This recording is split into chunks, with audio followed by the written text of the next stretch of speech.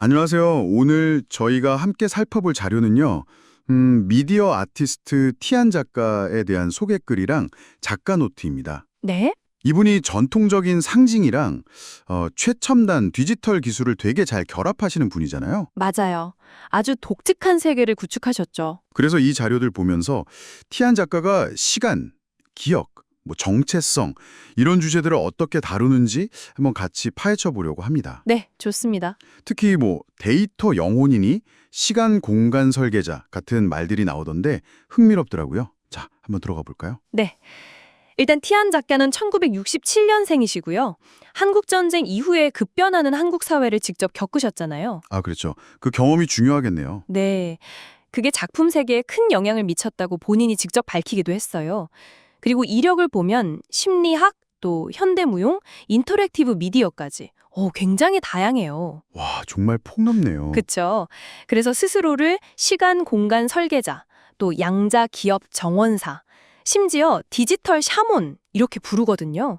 이게 다 작가님의 작업 방식을 보여주는 키워드들이죠. 시간 공간 설계자라. 재밌는데요.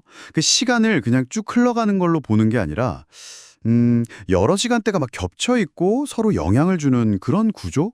이렇게 본다는 걸까요? 정확해요. 네, 시간의 일직선이 아니라 뭐랄까 과거, 현재, 미래가 한 공간에 같이 있으면서 상호작용하는 그런 다층적인 구조로 설계를 하는 거죠. 오, 예를 들어서 프레자일 플로우라는 작품이 있는데요. 여기서는 무속의식 영상이랑 작가 개인의 가족 영상, 그리고 실시간 CCTV 영상이 한 화면에 막 겹쳐서 나와요. 한 화면에요? 와, 네. 근데 이게 그냥 나오는 게 아니라 관객이 움직이거나 아니면 그날 날씨 데이터 같은 거 있잖아요. 아, 실시간 데이터요. 네. 그럼 외부 요인에 따라서 영상이 실시간으로 계속 바뀌는 거예요. 그럼 관객이 직접 참여해서 시간의 구조를 바꾸는 거네요. 그렇죠. 관객이 과거와 현재, 미래가 뒤섞인 시간을 직접 경험하고 또 재구성하게 되는 거죠. 그리고 전통적인 소재에다가 라즈베리 파이 컴퓨터 같은 기술을 또 결합한 점도 되게 인상적이에요. 라즈베리 파이면 그 작은 컴퓨터 말씀하시는 거죠? 네, 맞아요. 작고 저렴해서 예술가들이 실험적으로 많이 쓰거든요. 이야, 정말 관객이 작품의 일부가 돼서 뭔가 역사를 새로 쓰는 듯한 느낌이겠네요. 그럼 기억정원사는 뭔가요? 이것도 시간 개념이랑 연결되나요? 네, 연결되죠. 기억을 마치 정원을 가꾸듯이 다룬다는 의미인데요. 정원을 가꾸듯이요? 네, 그러니까 단순히 과거를 보존하는 게 아니라 더 적극적으로 편집하고 심지어는 새로운 기억을 만들어내기도 하는 거죠. 새로운 기억이요? 네, 시밀라 크라우 메모리즈 시리즈가 대표적인데 부모님의 오래된 사진 있잖아요. 그걸 3,000장 정도 모아서 AI한테 학습을 시켜요. 3,000장이나요? 와, 네, 그래서 현실에는 없었던 완전히 상상 속의 새로운 이미지를 만들어내는 거예요. 예를 들면 어머니가 갑자기 비행기 조종사가 되어 있다거나 아버지가 드론 위에 서 계신다거나 하는 식으로요. 정말 상상도 못할 이미지네요. 그렇죠.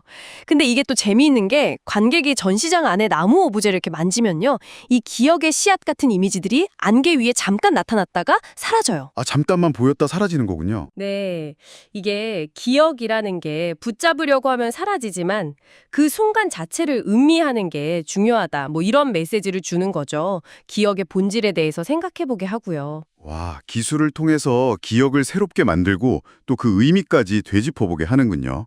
알겠습니다. 그러면 디지털 샤먼, 이건 또 어떤 역할인가요?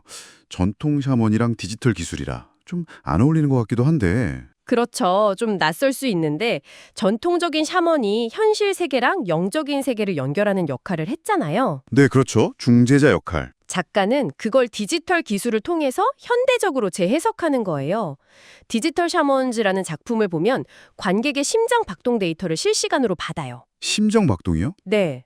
그걸 AI가 분석해서 새로운 소리나 빛, 음악 같은 걸로 바꿔서 보여주는 거죠. 와, 내 심정 박동이 예술이 되는 거네요. 그런 셈이죠. 어떻게 보면 관객이랑 기계가 함께 만들어가는 디지털 시대의 어떤 의식 같은 거예요. 기술이 단순히 전통을 대체하는 게 아니라 어떤 의미를 탐구하는 도구가 될 수 있다는 걸 보여주는 거죠, 여기서는요.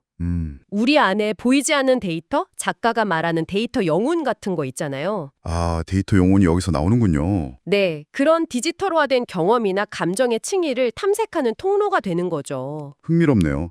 기술을 통해 내 안에 그 데이터 영혼이라는 걸 감각적으로 경험하게 한다. 아, 이 발상 자체가 정말 티안 작가님답네요. 그렇죠. 그리고 이런 작업들이 보면 다랑알이나 1호로봉도 같은 되게 한국적인 소재에서 시작하는데 이걸 또 리스본이나 자그레브 같은 다른 도시의 문화 요소랑 막 결합시키잖아요.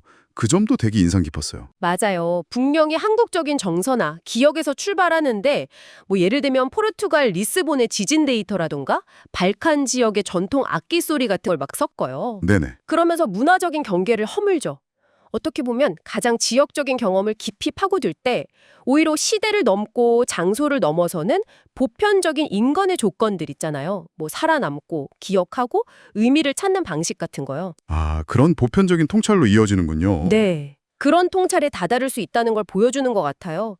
그래서 작가의 작품은 그냥 눈으로만 봐서는 좀 부족하고 그 공간 안에서 직접 경험하고 상호작용해야 그 여러 층위의 의미를 온전히 느낄 수 있는 뭐랄까 살아있는 예술이라고 할 수 있겠습니다. 네, 오늘 티안 작가의 이 독특한 예술 세계를 통해서 시간과 기억, 또 전통과 기술이 어떻게 이렇게 새롭게 만날 수 있는지 본 것 같습니다.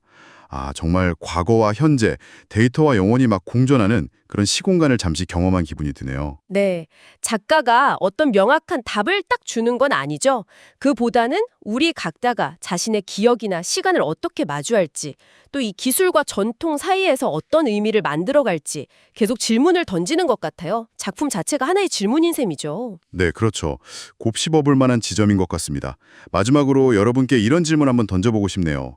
만약 여러분 자신의 아주 개인적인 기억이나 경험을 지금 우리가 쓰는 이런 기술들과 결합한다면 과연 어떤 예상치 못한 이야기나 의미를 발견하게 될까요? 어쩌면 티안 작가의 작업처럼 여러분 안에 있는 또 다른 데이터 영혼과 마주하게 될지도 모르겠습니다.